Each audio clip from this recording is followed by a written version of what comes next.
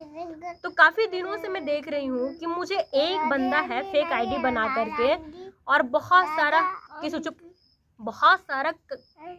Comment कर रहा है, बहुत सारा।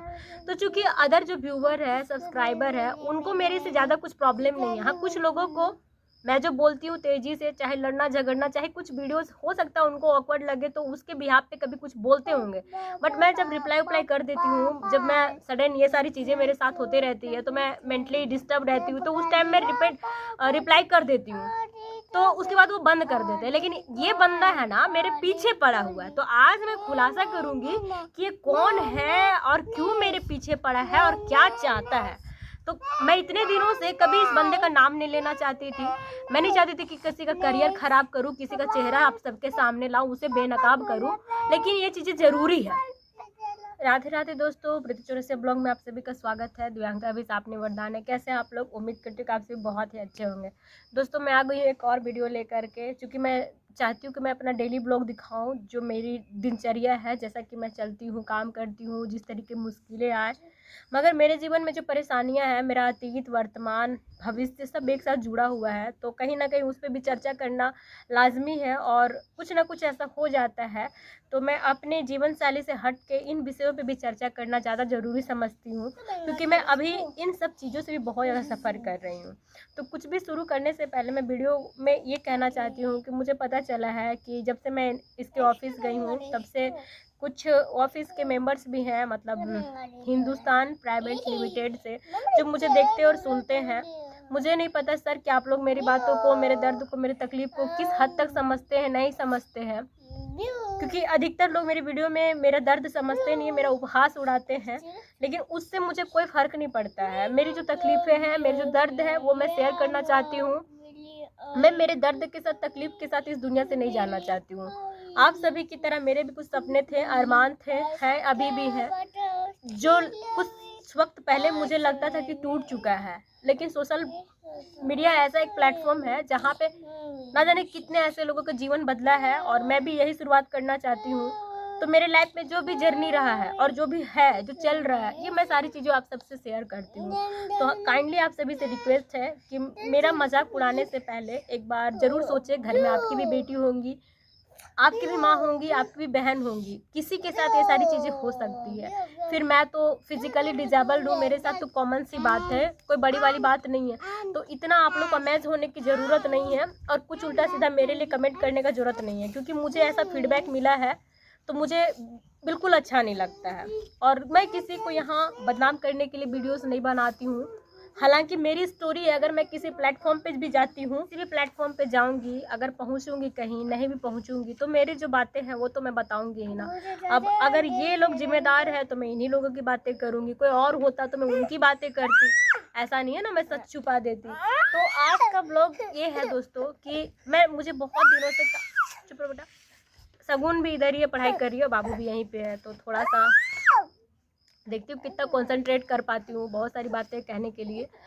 तो दोस्तों, बात ये है कि मुझे ना तो मेरे हस्बैंड पे भरोसा है, ना इसके परिवार वालों पे, किसी पे नहीं है, कभी भी नहीं है। 9 साल बीत गए। मैं बार बार टाइमिंग को इसलिए बोलती हूँ क्योंकि ये काफ़ी लंबा जर्नी होता है। जो इंसान सफ़र करता है उसको पता चलता है कि एक एक पल कैसा रहा है, कैसा गुजरा है, और कितनी मुश्किल रही होगी मेरे लिए सारी चीज़ें। और कोई भी है भी नहीं साथ में कि कोई मुझे माइंड, मतलब मेरा वास करे, मुझे मेंटली स्ट्रॉन्ग बनाए, खुद ही करना, खुद ही ये करना। तो काफ़ी दिनों से मैं देख रही हूँ कि मुझे एक बंदा है फेक आईडी बना करके और बहुत सारा कमेंट कर रहा है, बहुत सारा। तो चूंकि अदर जो व्यूवर है, सब्सक्राइबर है, उनको मेरे से ज़्यादा कुछ प्रॉब्लम नहीं है। हाँ, कुछ लोगों को मैं जो बोलती हूँ तेज़ी से, चाहे लड़ना झगड़ना, चाहे कुछ वीडियोस हो सकता है उनको ऑकवर्ड लगे तो उसके बिहाफ पे कभी कुछ बोलते होंगे, बट मैं जब रिप्लाई कर देती हूँ, जब मैं सडन ये सारी चीज़ें मेरे साथ होते रहती है तो मैं मेंटली डिस्टर्ब रहती हूँ, तो उस टाइम मैं रिप्लाई कर देती हूँ, तो उसके बाद वो बंद कर देते हैं। लेकिन ये बंदा है ना, मेरे पीछे पड़ा हुआ है। तो आज मैं खुलासा करूँगी कि ये कौन है और क्यों मेरे पीछे पड़ा है और क्या चाहता है। तो मैं इतने दिनों से कभी इस बंदे का नाम नहीं लेना चाहती थी।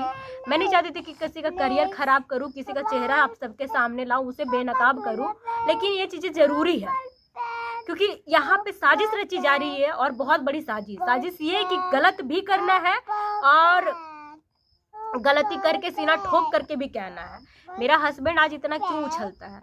अगर इसके परिवार वाले इसे 2 थप्पड़ मार करके इसके परिवार और बच्चों का जिम्मेदारी का एहसास दिलाते तो इसको समझ में आता, लेकिन वो लोग भी कहीं ना कहीं चाहते हैं कि ये बंदा हमें छोड़ के निकल जाए। तो चलिए आते हैं टॉपिक में। सबसे पहले आप लोग ये वाला फोटो देखिए। तो ये फोटो में आप देख रहे होंगे कि एक लड़का है और ये मेरा है, ठीक है, पति देव। तो इसमें कॉमन क्या है? तो इसमें जो बात है मिसिंग है वो है ट्रेन, जो इसमें ट्रेन का सफर किया जा रहा है। दोस्तों ये तस्वीर तब का है जब हमारे घर में लड़ाई हुई थी 15 दिन पहले, और जब ये लड़का मेरे घर से भाग गया था और 15 दिन बाद कहीं था, ठीक है।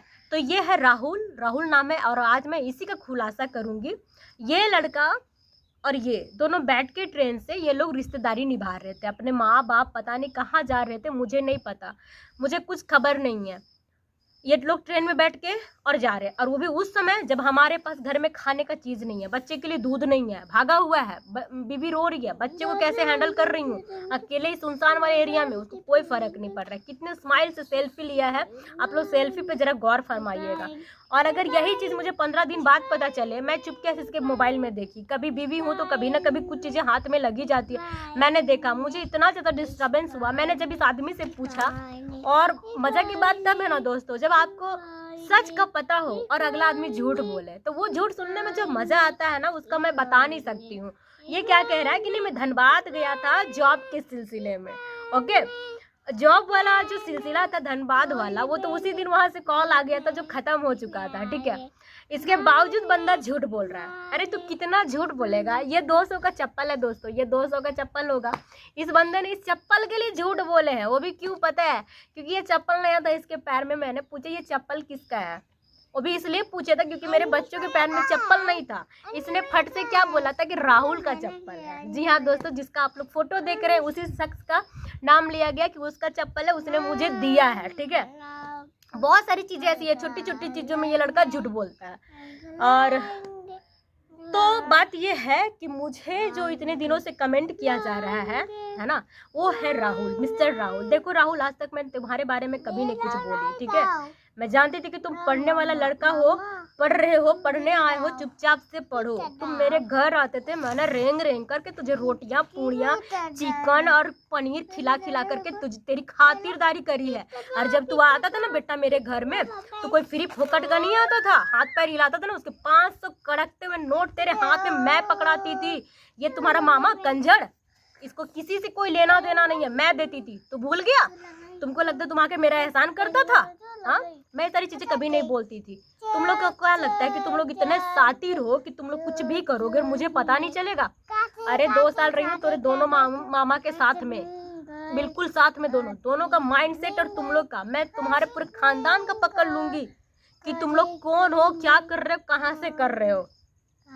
मुझे कमेंट कर रहा है ये कंटिन्यू, और वो भी इस ऐसे वाले वीडियो में कमेंट करता है जहाँ पे इसकी फैमिली के बारे में मैं थंबनेल लगाती हूँ, जब इसकी नानी यानी मेरी मदर इन लोग के बारे में, चाहे किसी के बारे में, तब वहाँ आके कमेंट करता है आप जैसी घटिया औरत नहीं देखे हैं, आप जैसे ऐसी औरत नहीं देखे। अरे बेटा तेरी शादी कहाँ हुई, तू औरत अभी देखा कहाँ है? औरत के रूप में तेरी माँ देखा है और तेरी वही सब देखा है। तू कुछ दिन इंतजार कर, मेरी औरत मेरी जैसी क्या, तुझे ऐसी औरत देखने को मिलेगी ना जो तुम औरत देखना भूल जाओगे। तुझे शर्म नहीं आया? मामी हूँ मैं, मामी, मैंने कभी तुमसे लहजे में ही बात करा हमेशा, बट तुम तो जान रहे थे फेक आईडी तुम बनाए हो। मैं तो तुम्हारे लिए हूँ, मैं फेक नहीं हूँ, बट तुम फेक हो। मैंने अगर तुम्हें कभी गालियां भी दी तो फेक आईडी समझ के, बट तुम ये क्या कहता है, मेरा बाप आपसे संबंध नहीं बना सकता है, इस तरह का ये कमेंट करता है। मैं लगा दे रही हूँ, वैसे ज़्यादा मायने नहीं रखता है, बट ये लड़का इतना छेछड़ है। और मैं पिछली बार जब ये भागा था, जब थाना कोर्ट कचहरी हुआ था थाना, तो ये फिर से भागा था, और ये हमेशा यही लोग के बीच में जाता है। तो क्यों, कौन देगा 15-20 दिन आसरा? यही लोग देगा ना, यही लोग भड़काता है तो और कौन देगा? मैंने इस लड़के को फ़ोन करा, वो भी कॉल रिकॉर्डिंग है, मैंने उसमें पूछा कि आपके मामा वहाँ हैं? इसने बोला नहीं है। मैंने बोला अगर बाद में पता चलेगा तो इस बंदे ने क्या कहा, जो उखाड़ना है उखाड़ लीजिएगा। मतलब आप सोचिए, टीनेज है, 18 ईयर्स का है, और सोचिए कि इतना गर्मी इन लोग का बोली में है, कैसे कोई बर्दाश्त करेगा, वो भी जिसके ऊपर बीता है। एक होए कि मेरा गलती हो तो मैं सुन के रह जाऊं, मुझे इन लोगों ने इतना सताया, इतना ये करा, और आज इस तरह से बकवास कर रहा है। इस लड़के ने मुझे बहुत मजबूर किया, तब जाके मैं उसका आईडी, उसका नाम, उसकी सारी बकलोली है ना, सब दिखा रही हूँ आप सभी को।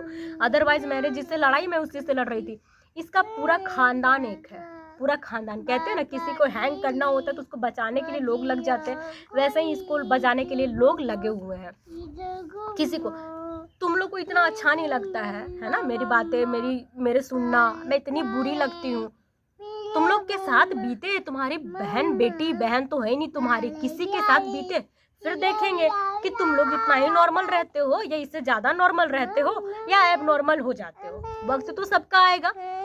मैंने इस लड़का को पहले, ये अपनी ही आईडी से मुझे कमेंट किया करता था, तो मैंने इसको बोला, जब नॉर्मल होते थे सारी चीजें, तो मैंने इसे कहा कि उसको बता दो कि मुझे कमेंट नहीं करेगा, अदरवाइज मेरा मूड फिरा ना तो मैं तो अगर कभी कुछ करूंगी तो नाम उसका भी दे करके जाऊंगी, तुम सोच लेना। इस लड़के ने पता नहीं उसे क्या पट्टी पढ़ाया, वो अपने आईडी से कमेंट करना बंद कर दिया और दूसरे आईडी से कमेंट करा। मैं जान रही थी उसी दिन से, जिस दिन से ये कमेंट कर रहा था ना, उसके लहजे से पकड़ रही थी कि ये तुम ही हो, बट मैं नहीं बोलती थी ना, इसलिए क्योंकि जाने दो, कमेंट कर रहा है, बुरा लगता होगा, लेकिन तुम जो रिश्ते को तार तार कर रहे हो, तो तुम लोगों ने सोच ही लिया है ना कहीं कि हमारा एक साथ रहना संभव नहीं है। तो तुम्हें मालूम है ना कि जो आग तुम्हारा मामा लगाया है उसमें सिर्फ हम नहीं जलेंगे, तुम सब जलोगे, तुम सब। तो आप लोग बताइएगा दोस्तों कि ये लोग का क्रिमिनल बुद्धि कितना तेज है।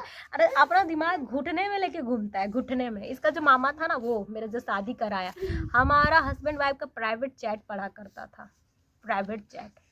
पूछे मुझे कैसे पता चला, जब मेरा हस्बैंड से कभी कभी मैं अलग हो गई थी, जब इस तरह का सीन हुआ, तो मैं मेरे घर में थी, ये इधर रहता था इसी के पास में। अब ये लड़का क्या करता था, मेरे खिलाफ तो भड़काता ही भड़काता था, माइंड वॉश करता ही करता था, ऊपर से ये बोलता था, जब मुझे मैसेज करता था ना, तो हमारी कभी लड़ाई नहीं हुई होती थी, नॉर्मल सी बातें हो रही होती थी, कुछ जैसे हस्बैंड वाइफ में होता है सम टाइम। ये लड़का क्या करता था, मतलब सडनली मुझे देखा कि कुछ मैसेज अलग आ रहा है, तुरंत से अलग मैसेज आ गया है, तो मुझे समझ में नहीं आता था कि अभी तो ठीक था बंदा, अभी अजीब सा मैसेज कर रहा है। तो मैंने, हर बार ऐसा ही होता था, तब मैंने एक बार ना इसे पूछा कि तुम मुझे फोन कर, मैं डायरेक्ट फोन करती थी लड़ने के लिए, दे दो। तो मैंने उसे पूछा कि ये तुम्हारा क्या मैसेज है, क्यों किए, क्या किए, हम कुछ भी नहीं किए हैं, ठीक तो है। अब जब मैंने देखा मेरे तरफ है, इस बंदे के तरफ से वो मैसेज करके डिलीट कर दिया करता था। तो ये खेला तो तुम ही लोग से सीखे हैं बाबू, हम तो ये सब लाइन में थे ही नहीं, तो हम जानते भी नहीं थे कि ऐसे भी किया जाता है, सिखाया तुम ही लोगों। तो अब हम इस चीज़ में गुरवाइन हो गए हैं, तो तुम लोग हमको नहीं करो, जितना हो सके मेरे से दूर रहो। हम सिर्फ लड़ रहे अपने आत्मसम्मान के लिए, अपने बच्चों के भविष्य के लिए, अपने बचे खुचे सपनों के लिए। अगर तुम सब इस बीच में आए ना, तुम सबको भी मैं झोंक दूंगी। और जितने भी मेरे रिश्तेदार, मेरे रिलेटिव, मेरे झूठ मूठ के सो कॉल्ड फ्रेंड्स और दुनियादारी के लोग, आप सबको मैं खुली बार चुनौती दे रही हूँ और वार्निंग दे रही हूँ। मेरे लिए ना जो भी बैड्स है आप लोग के विचार आप तक रखिएगा। अगर मुझे गलती से भी पता चल गया ना कि वो विचार मेरे तक आ गए हैं, आप क्या सोच रही हैं, फिर मैं आपका जो कुंडली खोलूंगी, जो किसी ने कभी नहीं खोला होगा, इसको आप वार्निंग समझिए, जो चाहिए, क्योंकि सबका कुछ ना कुछ कांड और हरकत है जो मेरे से बचा हुआ नहीं है, मैं सबके सामने ला दूंगी और घर से लेके सब जगह पहुंच के तमाशा करूंगी, जैसे मेरे जीवन का तमाशा हो रखा है। इसलिए दूर रहिए, जिनको समझ आता है वो देखिए, जिनको नहीं समझ में आता है मत देखिए। मैं किसी के घर आकर के अपनी वीडियोस नहीं भेजती हूँ, सोशल मीडिया सबको चांस देता है, हो सके मेरा भी लक पलट जाए, ना भी पलटे तो कोई बात नहीं, इतना तो पलट गया कि मैं कॉन्फिडेंस हूँ, कुछ भी काम कर लूँगी। IPS ऑफिसर नहीं बना सकती हूँ, एटलीस्ट अच्छा इंसान तो बना लूँगी, 2 वक्त का खाना तो जुटा लूँगी, इतनी हिम्मत है मुझ में। तो आज का वीडियो इतना ही दोस्तों, और बच के रहना मिस्टर राहुल और तुम्हारा सो कॉल्ड भाई, तुम लोग मुझे फूटी आँख नहीं भाते हो, सच बता रही हूँ। मेरे घर में जिस दिन तुम आए ना, मार के टांगे तोड़ दूंगी तेरा, तो खाली आके दिखाना, तुम या तुम में से कोई भी दम है ना, तो जैसा तेरा बाप झोला भर के पैसा फेंक रहा था ना, फेंको, बस कीमत 2 गुना है, फेंको और इस बंदे को लेके जाओ, वैसे भी किसी काम का नहीं है मेरा, और नहीं तो दफा हो जाओ दफा, और दोबारा मेरे में दिखना नहीं। मैं सीधे FIR करूंगी तुम्हारे नाम पे। तुम जितना मुझे टॉर्चर कर रहे हो ना, तो बेटा तुम्हारा बाप तुम सब लोग करोगे, सबका काला चिट्टा खोलेंगे, सबका। बाय दोस्तों।